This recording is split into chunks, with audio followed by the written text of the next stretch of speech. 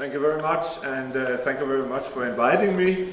I am a student of Arnold Jacobs, so I feel like this is a time where I can pay a little bit back to American tuba players. Because if it wasn't for meeting Arnold Jacobs and having lessons with him, I don't think I would have been in this business. I remember being a young man and having all kinds of problems in the playing and all the difficulties that we can see. It's difficult to play our instruments, and Jacobs really changed a lot of that for me, so things start to become a bit easier. And you are, of course, probably most of you are aware of Arnold Jacobs' teaching. I see there's a few who were born in this century, so maybe I can repeat a little bit of it, but you're probably familiar with the concept of song and wind. So Jacobs' idea was that when we play a brass instrument, instead of being occupied with the mechanics of embouchure and breathing muscles and so on, he wanted us to have the simplicity of thinking the song in the brain. In other words, have an online auditory image of the music simultaneously as we are playing it. So this song in the brain, according to Jacobs, will then send a signal through the facial nerve to the lips to tell the lips what degree of tension they would have to buzz and produce the desired pitch. And also in terms of breathing, we need air at the lips, so that would be the motor force that will help making the lips vibrate. And of course a lot of the pedagogy before Jacobs would be into trying to control the diaphragm, intercostal muscles, all of these things. And he thought the simplicity of ordering the wind at the lips would make things much more simple, so we free up our mind to be much more involved in making music, or in other words, being involved in the song that we want. So that sounds like a very, very nice approach. Problem is, do we really believe it? I remember I was very skeptical, could it be this simple? I remember after having been convinced by Mr. Jacobs, going back to Europe in 1990, I remember there was a lot of skepticism in the beginning, so I tried to keep this work going and try to explain and so on, but actually I have used a lot of my life trying to figure out if we could find some support for Jacobs' claims, like is there some scientific support in some of the ideas that he was having. And I've been happy to see that within especially probably the last 20 years, with especially in neuroscience, where we now have scanning techniques so we can look into a brain while it's functioning. Jacobs could not do that. That technology was just about to come when he lived, and it was usually used to detect whether people had kinds of strokes and things like this. And but since then, of course, we know so much more about what's going on in the brain. So I have been interested to see how we could approach some of these studies and see if it could support, or maybe even do the opposite, that finding out that Jacobs was wrong. But so far, it's not been possible for me to find that. But so this idea that we have an overall concept of the product that we want instead of the methodology.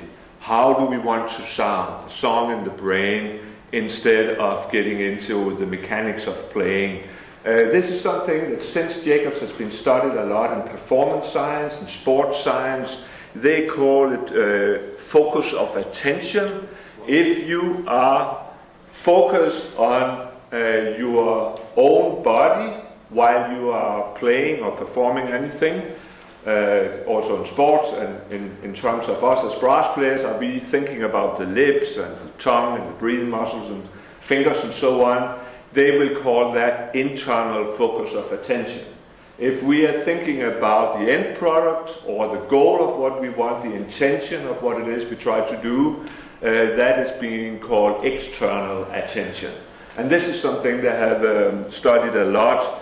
There is a particular studies review or meta-study by Gabriele Wolf. She's at the University of Las Vegas, and there's one here where they studied golf players when they were getting into putting, and what they can see is that both in practice and in retention, which would typically what you would be doing in a competition, you see this tendency that the external focus is much more efficient than the internal focus. Also, if we go to a real sport, golf is not a real sport, so it's more like a game for rich people, right? But now we go to a real sport, skiing, and we see the same tendency that the external focus, being aware of the ski board in the simulator instead of doing the correct movements in terms of feeding the legs or whatever method they learn. We see the same thing. But what is interesting about this study is that the control group, the group that was giving no instruction about how to think, they actually performed better than the internal focus group. So getting the instructions of being aware of the correct technique, according to this study, makes the participants perform worse. So it's very interesting for us as teachers that maybe sometimes we shouldn't be telling the students everything we know about it and telling them everything about the wrong technique or whatever, because it might even make them perform better than if we don't do any teaching. But for sure the external focus works here. They have been doing the similar thing in music. So this is piano players, and you see they had different conditions. They were instructed to either think about the fingers, the keys of the piano, the hammers, or the resultant sound in the room in the concert hall. And you see here, when they were training, the difference was not so big, but in the long-term learning, in the retest, you can see the further they got away from the pianist and into the room, the better they performed. So the ones who were thinking far away about the sound in the room would perform better than the ones who were thinking about the hammers or the keys, and especially the fingers. Here the highest score would be the worst, because this is mean interval standard deviation, so it's how much it deviates from what is supposed to be the correct notes and so on.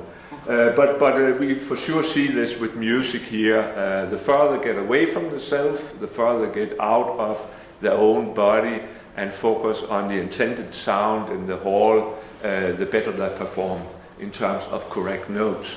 Another study that was done with different musicians, both woodwind, brass, and strings, pianos, and vocalists, as far as I remember, is showing a similar thing, but interesting here, whether they are checking out the technical demands and the technical challenges or musicality. You see a similar thing, that they perform better when it's the external focus condition, and secondly, no instruction, the control group, and then the worst performance will be the internal focus of attention. Another aspect in this has to do with not just correctness, playing correct notes, correct technique and so on, or how musical you play when you have the external focus of attention, but another one, which Jacobs also talked about, is economy of muscle work. That the less we start to worry about our own mechanics, the more, you might say, relaxed we will be performing with our muscles. There's one study here with basketball players doing a free throw. You see again, external focus is the most accurate, they score better with that. But interesting here with this study is that they also apply electrodes what they call electromyography, where they measure the signals, the electrical signals in the muscles, and especially the two in the middle there, which is biceps and triceps. We know how they are antagonists. If I want to get my arm this way, it will be my biceps that will be contracted and goes this way. My triceps will go the other way. It's actually quite easy to do this movement. But if we start to engage them simultaneously, they cancel out each other's movement. So this is the isometric contraction or excessive tension as we know it. So what we see here is that they will be having, the ones who had an external focus of attention, they will be more relaxed. They wouldn't have the muscles fight each other. So in other words, they will be more economical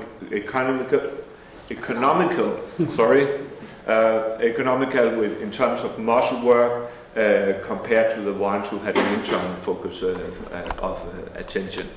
I'm not aware of a study that has been done in breathing and with wind players around this. It's probably one we could make sometime, but it's interesting to see if the fight between the abdominal muscles and the diaphragm, tight gut, if that's something that could actually be studied as being less when we have an external focus of attention as compared to internal focus of attention.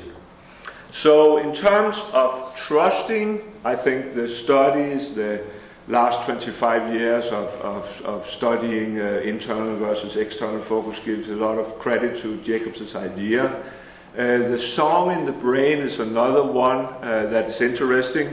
I am aware of a study here where they had piano players and trumpet players in an MRI scanner, and they had both groups had to do one condition, lying in the scanner, and while they were being scanned, they had a trumpet that they had to put down the correct fingerings and then not actually play the trumpet, but just put down the fingers.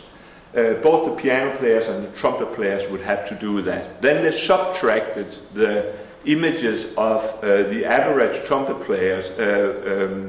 They subtracted the piano players from that so that they could see what was the difference. What would the trumpet players have been, what happens in the trumpet players' brains when they press down the valves of a trumpet compared to a piano player.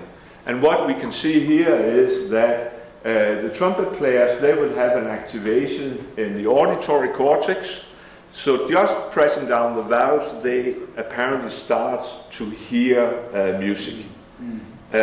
Even though they were not playing any music, just pressing down the valves.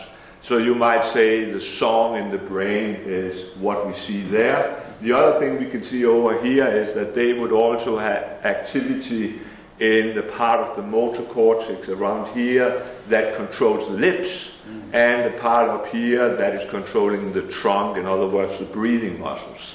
So trumpet players just pressing down valves would do that. It's instrument specific.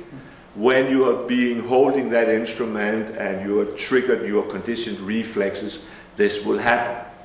I always, when I think of this picture, which when I saw it, I was in awe. I was like, wow, this is what Jacobs was talking about.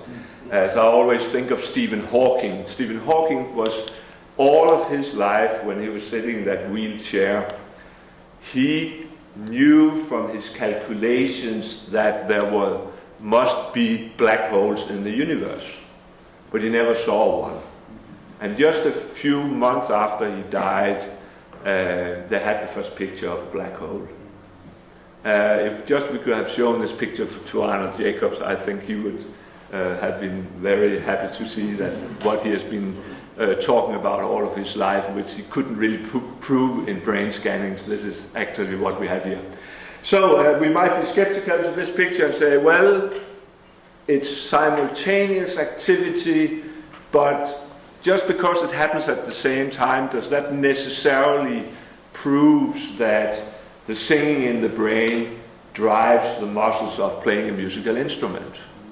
That we cannot see in this picture. We just see the connections. But there's a different study here where we can see AC, auditory cortex, to PMC, premotor cortex.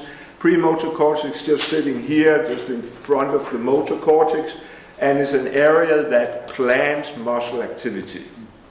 Not necessarily very conscious, but anything you want to do, this area starts to find out what signal do I have to send to the motor cortex, and ultimately the effectors, the muscles, so that will be performing that action that we are trying to do.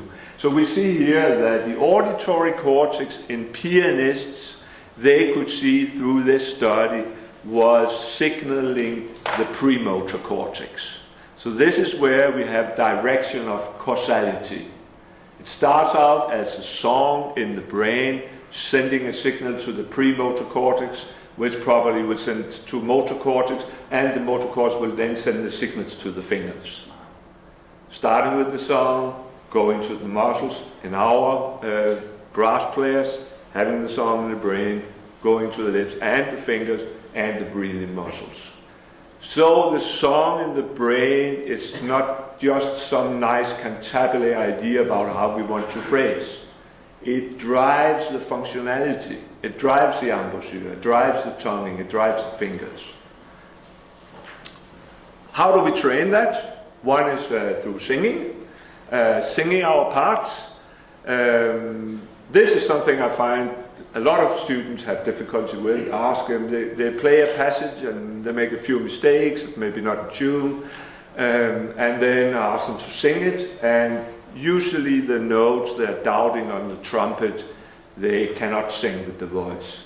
So something tells me that in terms of the brain, in terms of the auditory cortex, it's not being trained. They're not really going for that melody they're trying to play the trumpet. They might try to focus on correct movement of fingers and lips and so on. But if the song isn't there, as we know now, what are the poor muscles going to do? There's no intelligence in the muscles. There's not such a thing as muscle memory, was Michael asked me yesterday. Muscle memory is a misnomer. We can call it motor memory, but it's in the brain and it sends a signal to the muscles, and then the muscles respond to that electrical signal. So singing with our voice is a very, very good way to train that we know the melody. I do it all the time. I also get my students to sing, and I demand from them that they have to learn solfège. I learned from Jacobs fixed do, where do is always C. Some places in Europe it's more common to have a movable do, so do is the tonic, and so if you're playing a F major, F would be do. It's very, very difficult. Apparently it's supposed to support the sense of tonality that, you know, now I'm singing a third because it's me all the time. So for a lot of ear-trained teachers, they find much more value in this because it has this added benefit of knowing which step are we in the key and so on. It's just that most of the music that we play on brass instrument is written after Tristan and Isolde Wagner, so it modulates all the time going in and out, so it's often very complicated to use this in our repertoire. And I have not experienced yet, of all the students I've been teaching in 30 years, who do movable do. I have yet to experience somebody to use this in any of the repertoire we play on trumpet. Even Haydn trumpet concerto, which is just major minor, they find it very difficult. But the French students, the Italians, they're just nailing the fixed do method. So I think it's a much easier way. I remember when I started with Jacobs, I could not sing in tune, and he picked up on that right away. And he got me to learn from Rhythmical Articulation by Pascual-Leone, an excellent Italian book. So I did that 2 hours over a summer. So when I started, I could not sing very well. At the end of that summer, after 2 hours a day, I could sing but sad pieces and things like that with things like that. So it's a really efficient method, and it's basically just singing the names of the notes, so it's not a huge thing. Apparently, probably what happens in the brain is that when we are singing these syllables at the same time as we have a pitch, there will be neural connection strengthening. So it's when we say do, and if we have said do and at the same time been singing a C thousands of times, these connections get very strong, and then it's more probable that we will sing a C when we actually sing a do. So this is our conditioned reflexes that is happening, connections happening. We talk more about that tomorrow when we talk about practicing. But that's going to strengthen that, and that way it can be a very efficient method that I really recommend. Another thing that you're probably also aware of, practicing mouthpiece, but not exercises, practicing our music. The music, the pieces we are playing, excerpts, etudes and everything, make sure that we can play it in tune on the mouthpiece, because again it's another way of detecting whether we have the correct song and we are sending signals to the lips or the vibrate. I know acoustically it's slightly different from actually playing the instrument, but doesn't matter because we are connecting up the musical thinking, the song in the brain with the lips. The moment we put the mouthpiece in the instrument, the brain can immediately make that difference, and then we hear the benefits. So most of the time when we are working with mouthpiece playing in tune on the mouthpiece, and the student gets the instrument afterwards, most of the time we hear more resonant sound afterwards, simply because they have engaged the song.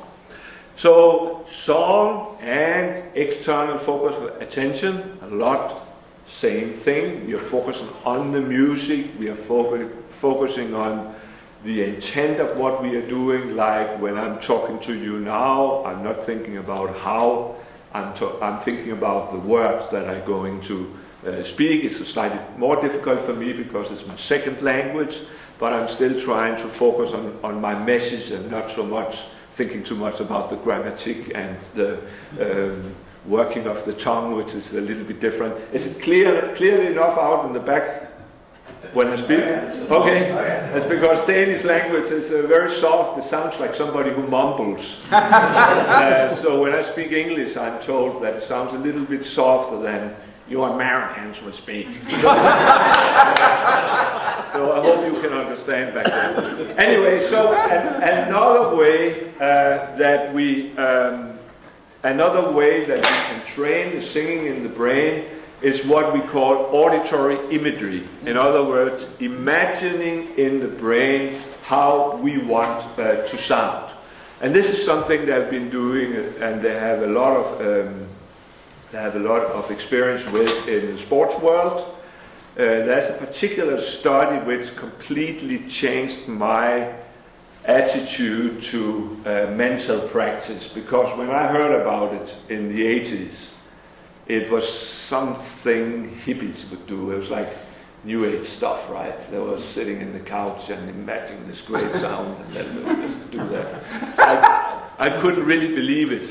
But this study is very tangible, and this is actually, they had the participants put their hand in this, kind of looks like a torture machine, but it is actually just a sensor here. And what they had to do was to train moving the pinky, or what you call the pinky here, or the little finger. And then it would measure with what force would they move that. So they had to train that. You can look it up, but I think it's something like 2 hours a day, 5 days a week for 12 weeks. Tremendously boring, but they had to do that, and they would study. How much stronger did they get, and so on. Then they had a different group, and they would be sitting in the same machine, and the machine would check out that they didn't move a muscle, but just imagining moving the muscle. So they were thinking about moving that 2 hours a day, 5 days a week for 12 weeks, and not moving a muscle. And after those 12 weeks, they measured it, and what they could see was that there was also a control group. They didn't do anything. What they could see that the ones that had been actually moving the finger, they got 53% stronger in the force they could push with the pinky. But interestingly, the mental group got 40%, is it 40 or was it 38? Around 40% stronger, even though they hadn't been doing anything. Then they did an additional test. They measured how much more muscle fibers did they gain in this period. So they could see, this is what they call hypertrophy, building up of muscles. So they could see in the muscles that was controlling the little finger that the physical group, they had gained 8% more muscle fibers. And can anybody guess how many more muscle fibers did the mental group who didn't move a muscle gain? Any ideas? Pardon? 0. They didn't get stronger, but still they got 40% stronger in how much they could push. So we're going to talk about that tomorrow, about practicing, but it has to do when our neurons communicate to each other. They are being strengthened by synapses, and then as they're repeating things, when you're doing things over and over again, there's a substance, fatty substance called myelin that wraps around the axons that acts like conductors, not this kind of conductors, but electricity conductors and wires. So it acts like speeding up the pulses and making the electronic pulses stronger. So that happens when we think about it. We don't have to actually do it. So a lot of that happens anyway. That's mental practice. But we save the energy. We say we don't have to do the muscles. We still, we are still training the signals that are coming from the brain, which is what determines what the muscles are going to do. So in music, there's a classic study here by Pascual-Leone. They had beginner pianists do a similar thing, but only for 5 days. They would train for 2 days, playing a little piano tune with one finger. And then they had another group who would be sitting for 2 hours a day, thinking about that piano tune, imagining that they were playing, but not actually doing anything. And then they also had a control group, a group that would just sit and read magazines 2 hours a day. You know these people, right? Trombone players. Our mutual enemy. We used to say it's a natural enemy of the trumpet, but I hear from sources that have kind of the same idea. But these trombone players, they will be not actually practicing, just read magazines. But you can see here, improvement, the black, the solid line is the physical practice group, and you can see for sure they are the fastest in reducing errors. On the 5th day, they're making almost no mistakes. And then you see above that, with the broken line, the mental practice group, and they would obtain on the 5th day the same as the physical group on the 3rd day. And then you see on the trombone players just gained a little, not significant, but very, very little. Apparently we don't get better from not practicing at all. But for sure, physical practice is the best one, followed by mental practice. But the interesting thing was that then the mental practice group, who had just been practicing in the mind for 10 hours, got 5 minutes of physical practice on the last day. Then they performed as well as the physical group that had been doing 10 hours of physical practice. You see similar up here, it's about the speed, you see exactly the same. Then they had a measurement of the electricity in the brain, in the part of the motor cortex that was controlling the fingers that were involved. And you see how physical practice and the mental practice is very, very similar in terms of how much strength is going on, in terms of this action potential that initially will be going down to the muscles. So mental practice changes the brain physically. What we think about changes the brain physically. So be careful what you think about. And now we actually have a study with trombone players who practiced. This is a quite old study from, I believe it was from Northwestern. He was a trombone student, I think. But they have here a physical practice group that would practice the tunes, and then they had a mental practice group that would be thinking about it. Mental practice and slide movement, they will be imagine how it should sound and then at the same time moving the slide. That is what we call dynamic mental practice, where we take elements of actually physical things and the mental practice. We put that together. The no practice group here, and then you see in the middle, by far the group that will improve the most, the combined practice. So they will be doing both physical practice, mental practice moving the slide, and mental practice, and that was the most efficient of all the conditions. I have one study also with singers here, where they were singing an Italian aria in the scanner, and then they were subtracting, so you see they were subtracting the images of the overt singers from the imagined singers. You see the difference. What the overt singers, the ones who were actually singing, did that the imagining singers didn't was based mostly auditory cortex, because they would actually hear sounds from their own voice. But you see on the lower line here, what did the imagining singers do, which would differ from the ones who were actually physically singing. And you see quite a bit more activity. So when we do mental practice, the brain gets more active. What is interesting here is that some of these areas here that people will be doing when they are imagining singing has to do with emotional functions.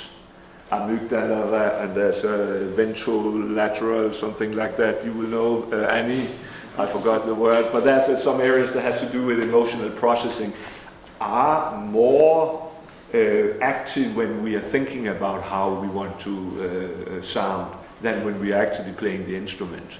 And the conclusion in the study was that imagery or mental practice frees us from this instrument we have in our hand and this taking care that everything is correct. We can imagine whatever, we can imagine the best sound in the world, and as we are doing that, we get more emotion. I get that when I do mental practice, and I don't have to think about this piece of metal and making mistakes. I can just imagine the best sound in the world with the music I'm practicing, and then I start to feel some emotions of that music that I often don't do when I'm playing. So interesting they could see that. So I got interested in all this and applied for a study that was granted by the Danish government, where we would study 50 trumpet players in Germany, Switzerland and Denmark. We would have them be going through these 5 different strategies. So they would be sight reading and etude, and we will record that. And then they will be assigned in over 2 days one of these, so they would all be playing all conditions, so it was the same students doing all conditions, and then we will record after they had been doing one of these strategies. We also had a questionnaire, so we asked them about a lot of things about lifestyle, how long they had played, how much they practiced and so on. And then we had an expert jury that would assess the pre-practice audio files and the post-practice audio files. They would not know if it was pre or post. They would not know who it was, completely blinded, and they wouldn't know which condition or which strategy they would be practicing with. They would assess then pitch, rhythm, sound, intonation, musical expression. Here's one of the studies, so you have an idea about, not way too difficult for a college student, but there are some traps in there. And then we got the 500 audio files and all the markings from the 3 expert juries. A lot of data, and we put it into a spreadsheet and came out with this. So you see, in terms of overall improvement, physical practice, and tendency for combined practice to be the most efficient in terms of overall. No significant difference between physical practice and combined condition though. You see in terms of reduction of pitch errors, also the combined plus the physical, you would have significant improvement there. But interesting is this one down here in terms of musical expression, that the combination which we saw with the trombones, and interesting we saw with the singers who were scanned more emotional activity.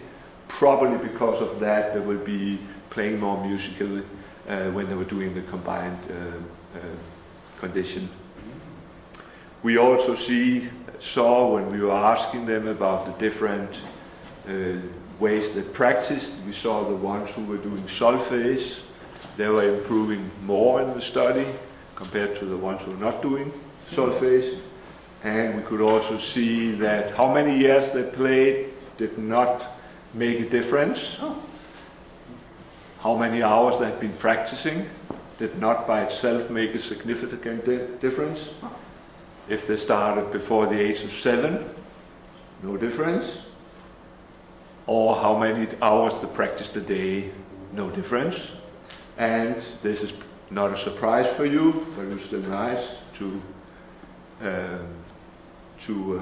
see that. It doesn't make a difference what gender the trumpet players had in terms of how they would perform in this study. So mental practice, I would say we can put it into 3 categories. First one, which I think is the most important because that's the one that is closest to external focus of attention, and that is auditory imagery. And auditory imagery is not just a vague trace of the melody. The clearer we can get, the better. The clearer we can hear the different aspects, of course, pitch and rhythm, the melody, but also the sound, the timbre, phrasing, dynamics, articulation, expression, vibration, vibrato. That's a mistake, it should be vibrato, not vibrate. The more clear we can have our oral picture, the better. Then we have motor imagery, so that is imagining while most students will do it together with the auditory imagery, so while they're imagining how they would sound, they also imagine the fingers moving into the right position, maybe they imagine the air, maybe even the lips and the tongue movements and so on.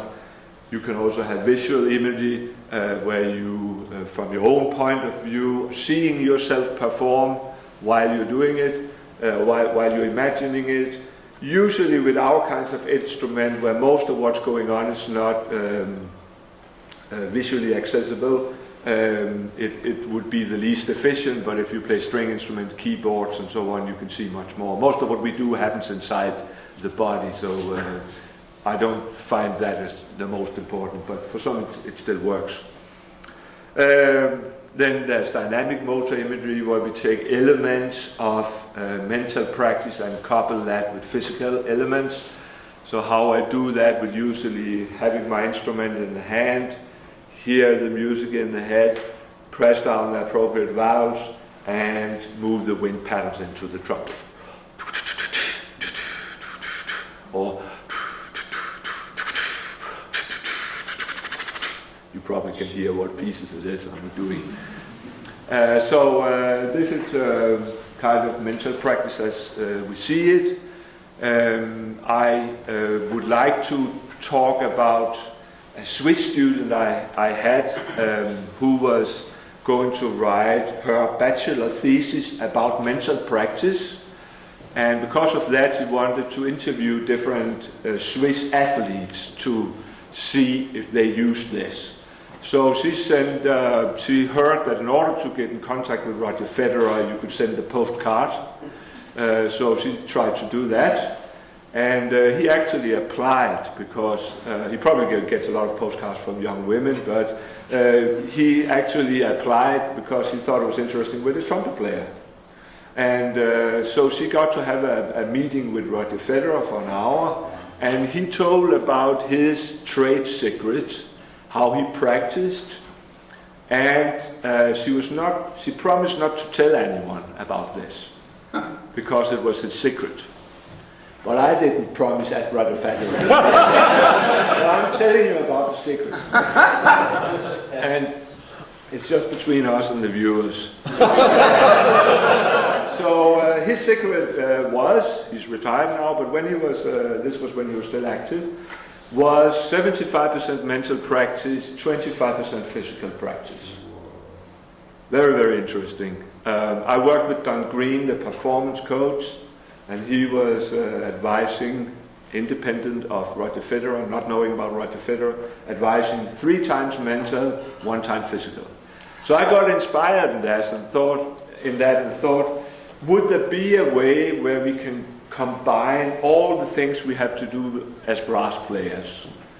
Singing, solfege, pressing down valves, imagining, dynamic motor practice, imagining how we want to sound, blowing wind patterns and all this, and the physical practice. Because all the studies I've been reading in this, both in, as you saw with piano players and trombones and my own study, was showing that combined practice was the most efficient. The more different ways we could do, the most efficient would be.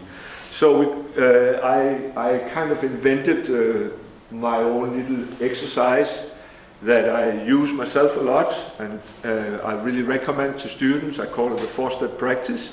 The first step would be singing the part. So let's see, we have a chunk that we are going to learn. Shouldn't be too long, maybe 1 line, depends on how difficult it is, how well we know it already, and so on.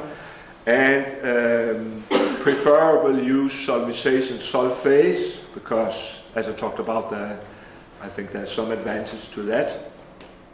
While we are moving the valves of our instrument, I also use the left hand. There's a specific reason for that. Apparently when we are doing that and we play afterwards, we get more what they call alpha brain waves in the brain, which is making us relaxing more. This we'll talk a little bit about tomorrow, but after we play, after having made contractions with the left hand, the alpha brain waves get more dominant in the prefrontal cortex and so on. So I feel the difference when I practice something like that. Singing, solfege, left hand. If you don't know solfege and you have never tried to finger your instrument with the left hand, like some of the students when they come into my studio, it freaks them out. It's very difficult. But all of that challenge, where you have to think about the pitch and what word do you, is it do, re, or mi, and the left hand and so on, lights up the brain, and we learn much deeper because it's difficult and the brain likes challenges. So that's the first step. The second step is purely mental practice. Hear it, see it, feel it, as we talked about before. Auditory imagery combined with feeling the right fingerings, imagining the feel of it, imagining the air moving and so on, and maybe even seeing it from a point of view. The third step will be dynamic mental practice, where basically I combine all of that. I hear the desired music in the brain, and I am holding the instrument, pressing down the appropriate valves, and blowing wind patterns. And then only the last step would be playing. So you see, it's 75%, all kinds of different mental games, mental practice methods, and only 25% actually physically playing. One great advantage with this is that when I practice, I can practice a long day if I sometimes have to, and I never get tired, because I only practice 25% of the time. I only get tired one place, and that's here, and when I can't imagine anymore, can't focus, concentrate anymore, then I will have a break, of course. Usually after 45 minutes or something like this. But in terms of smashing the lips and all these things that brass players tend to do, it's very rare that that will happen. And that means next morning when I'm starting, I don't have to first fix my swollen lips from yesterday because it didn't happen. Then I often get the question, what about endurance and so on? And I don't see it as a problem, and I think if a lot of the reason when we think back on this with the pinky, that when the brain are engaged in getting the myelinated pathways and so on, it is sending the strong signals to the muscles. So even if we are not that strong in the lips, the signal coming from the brain is strong and it's precise and it's musical. And because of that, it's economical. So we're not overworking the muscles, but just doing exactly what we need and not more. So that is what I recommend to everyone, the 4-step practice. So just at the end here, are there any questions to what I've been talking about? You have any questions? I think I got a few. Yeah, sure. Shoot. Okay. You take care of the time. Yeah. Okay, so auditory imagery, motor imagery, that makes sense. Can you go over the visual aspects again? Yeah, that it's mostly for instruments where what they're doing is visually accessible. So if you play the piano, you see most of what's going on. Mm-hmm. When you play the tuba, you don't see so much because it happens in here and happens in the body. So I don't give so much value to that, but some still like it, that they want to visualize actually seeing themselves from their own point of view, from where they're sitting with the instrument. That makes sense. Yeah. Any? Could you elaborate on the left hand part? Because I play with both hands, so I didn't really understand what the benefit. Yeah, this is from the studies. It's in my last book.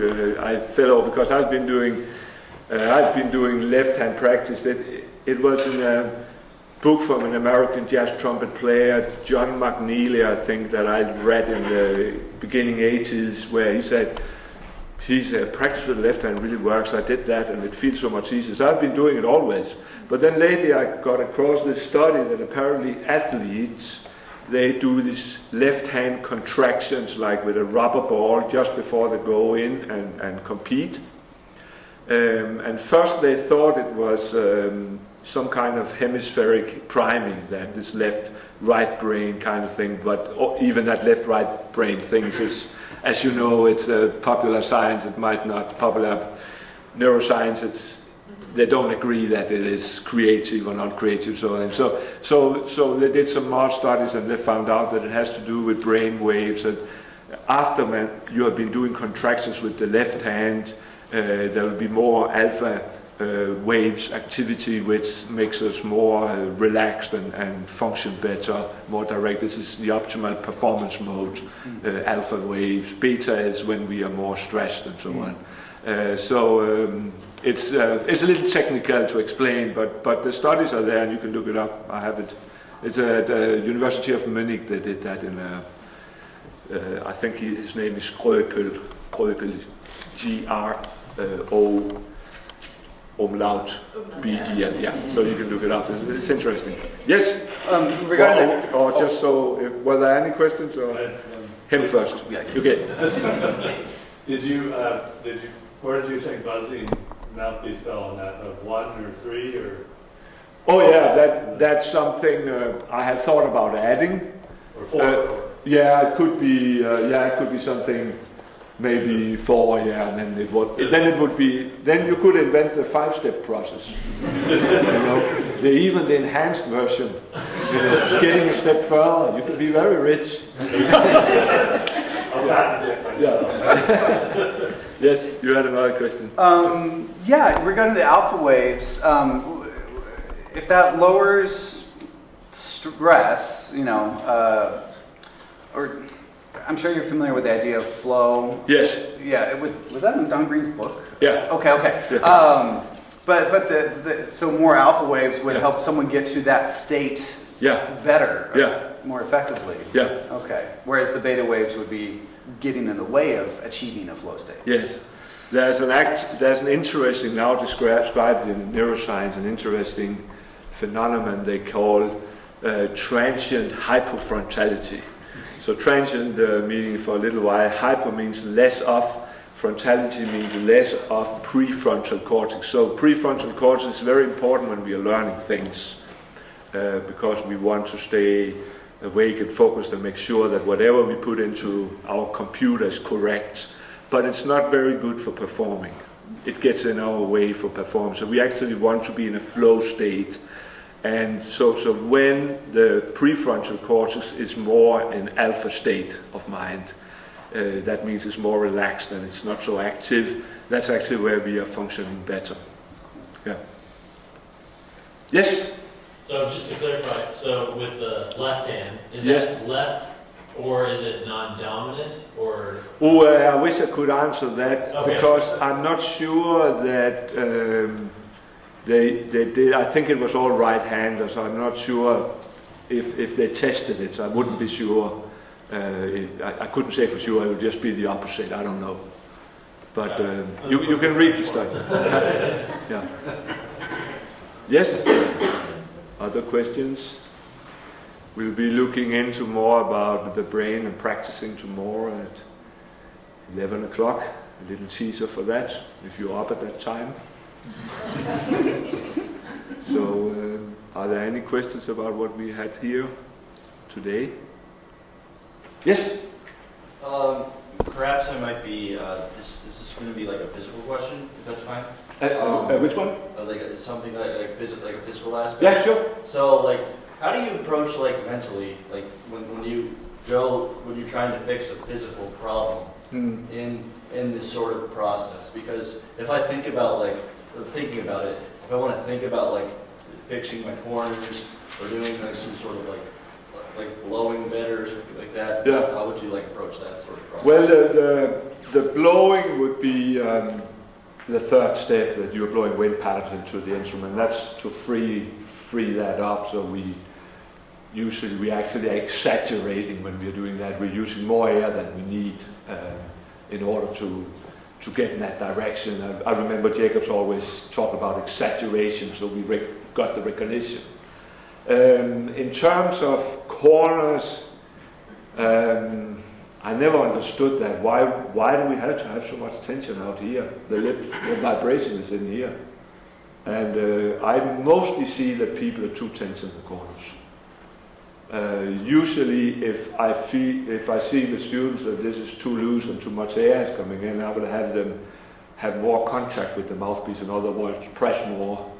So they go home to the parents and say, what did you learn with Professor Steenstrup? I learned to press more. Like what we always been told not to do. But that's usually, too loose embouchure will usually, I think, do that. It might be a bit different with tuba players. So don't trust everything I say. Any other questions? Yes? Could you talk about possibly how this process could work in relearning a section, where if you were to learn a piece or a section, but then learn a mistake, Yeah. where you practice a mistake until it becomes part of it. Yeah. Could you talk about how you might undo that with this process? Yeah, I mean, it will be through it's very difficult to unlearn or correct a mistake because it's a conditioned reflex. So if we think about not doing that, that becomes difficult. What we want to do is establish a new reflex, whether it's a new technique or it's just correct notes and so on. So we want to positively think about how we want to sound instead of thinking about how we don't want to sound. So we want to learn the new melody that might be slightly different tone, which can be difficult if we have been going through it many times with the wrong note. We hear the melody like that. So of course we have to do quite many repetitions with the correct note. We have to reimagine that. We have to hear that in the mind. We have to do exactly the same with getting the correct fingering and the correct solfege and the correct imagination, and if it's something with rhythm, the correct wind patterns and all of that. So it's basically the same, I would say, just with the correct notes. So you have to relearn. Yeah, relearn. Yeah. Yes? Annie? Sorry, I have multiple questions. Yeah. Yeah, where do you think, what's next, I think, with this research? Like, where do you find there are pockets that you want to explore further? Interesting. I hope it not will be me, because it takes a lot of time. So I hope some young people will do it. Yeah. I will think about that. I think this left hand thing would be interesting to check out, because if you try it and if you try to apply it before a performance, it could be. I just was recording a solo CD 2 weeks ago, and you know when you record nowadays, you take and then the producer says something, and you have to. That note is flat, like you say, you have to correct it on the spot, right? That note is flat, you were playing a wrong rhythm here, that articulation. So I was trying to imagine before the next take and so on. But then I thought it was getting a little tedious and so on. But then I started to, while I was imagining, just using my left hand. And then it cleared itself up. Then the next take would be so easy. It was just like I got over to the right hand, I was just there. Interesting. So it would be. I know they use it. Athletes use it, but they have done studies with violin players, and it didn't work because they used the left hand, and this contraction apparently made the fingers stiff. So I think it's more for us. It can really make. How many in here will occasionally practice with the left hand on the tuba euphonium? Oh, okay. So about a third or something. The rest of you try it. I think you will find it difficult. I don't play with the left hand. I only move the fingers while I hear. Okay. Just that way, yeah. Okay, but thank you for coming.